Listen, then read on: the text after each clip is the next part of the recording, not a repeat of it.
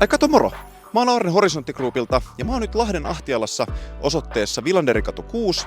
Ja meillä tulee 6 kappaletta todella kovan vuokratuoton omaavia rivitaloasuntoja myyntiin, joten tällä videolla mä kerron, minkä takia nämä asunnot olisi loistava lisä just sun asuntosijoitussalkkuun.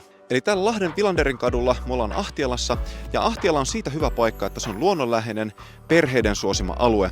Ja tästä Vilanderin kadulta on aivan kivenheitto lähimpään päiväkotiin ja noin 1,5 kilsaa Ahtialan peruskouluun. Tämän lisäksi kaikki peruspalvelut on lähettyvillä ja isommat palvelut löytyy kauppakeskus Karismasta tai sitten Lahden keskustasta, minne hurauttaa täältä se noin vartti omalla autolla. Minkä takia tämä taloyhtiö on hyvin mielenkiintoinen?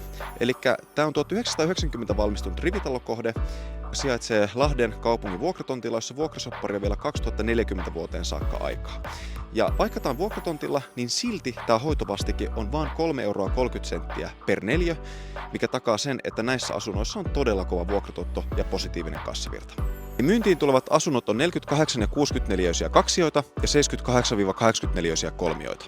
48 neliössä kaksiossa ei ole yhtiölainaa, mutta on erittäin pitkäaikaista vuokralaista. Ja 60-80 neliössä asunnoissa on runsaasti taloyhtiölainaa ja myyntihinnalla nämä on edelleen kassavirta positiivisia johtuen tästä kovasta vuokratuotosta ja loistavasta kassavirrasta.